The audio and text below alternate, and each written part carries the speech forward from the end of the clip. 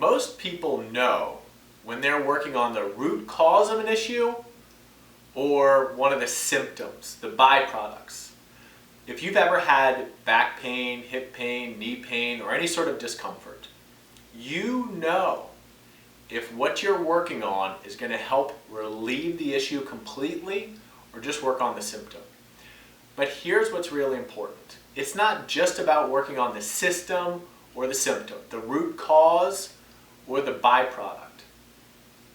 What's also important is that you appreciate time, timing, and healing. Sometimes when you're learning a new exercise, for example, if you were dealing with shoulder discomfort or elbows from golf, and your inside of your elbow is hurting, and you have golfer's elbow or tennis elbow or mechanic's elbow or all the different forms of elbows that people can have now, what your body is experiencing is a symptom in its elbow because your shoulders are not moving well enough and you're actually overusing just your elbow joint. So in order to balance out the use of the elbow, you need to learn to integrate the use of the shoulders and the use of the upper back. The problem is if you're just looking at the symptom, the elbow, you're just going to work in that local environment, and maybe you'll use a theragun or a hyperice or hypervolt or a lacrosse ball, or you're just going to turn off all of the muscles in the area. What happens when you turn off muscles in an area is you lose all of your capability to stabilize it. If you can't stabilize it, you can't heal it. Because healing, when you exercise, that's catabolic. It means that there's a breaking down of tissue. A day or two later, your body's going through this anabolic phase where it's healing, it's regenerating, it's resting and recovering. The growth from any exercise happens based on the rest and the recovery. Therefore, the rest and the recovery is as valuable as breaking down the tissue. So if you were to just loosen up all of the muscles around the elbow, above the elbow and below it, in order to remove the symptom in the elbow, and you did not give it some form of exercise, it does not mean that at the elbow you would have healing. You would just reduce the pressure on the elbow, triggering the symptom, which at a certain stage and phase is vitally important because you don't want to trigger the issue anymore. But equally important is to learn to turn on the muscles with a new sequence of activation. The muscles need to be turned on in a more appropriate, well-timed manner to fit with the sequence of the wrist, the fingers, the shoulder, and the neck.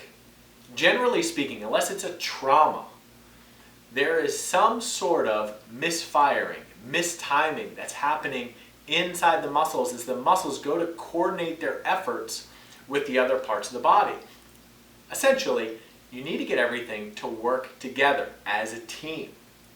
They can only work as a team if, one, you're not holding a resting level of tension chronically, causing a symptom, signal to the brain saying, hey look, you have to look at this elbow because I always feel the tension there. That's being sent to the brain. It's causing you to go take action on something. Like when you're hungry, it's going to walk you over and you're going to look in the refrigerator or look in the pantry for food. Once you decrease the amount of tension in the elbow, which is a certain stage and phase of stabilizing and healing, you need to get to work with personalized sort of corrective exercises in order to balance out the environment, which simply put means activating the muscles without making it worse. Sounds helpful, right? But the problem is, if you're not working at the system level, if you're not just working with removing the tension above and below the area that hurts, and you're not surrounding the area with muscle, specific, well-timed and targeted exercises, then you're not personalizing the approach, and it's no wonder 95% of people who see a physical therapist have the same recurring injury 1 year later. 50% of that is because people do not continue their exercises. The other 50% is because they only do those exercises and they never evolve their exercises to meet their current level of fitness, strength, and lifestyle. So, the moral of this story is this. there's a certain timing, stage, and phase for developing strength, health, and fitness in your life. You may be at the point where you need to remove some tension in a very specific way for a specific joint. Then you might need a very targeted program to balance out the structure within your body to integrate it with the activation of muscles. And third, you may just need it updated, upgraded, and evolved to what you're currently doing, because you don't want to use a rehabilitation program when you're performing.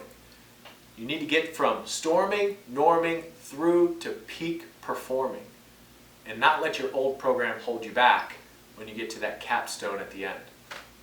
So if you like this, check out DominicSessa.com, check out my YouTube, Instagram, Dominic Sessa. If you're on my newsletter, thanks for being here. We'll talk again soon.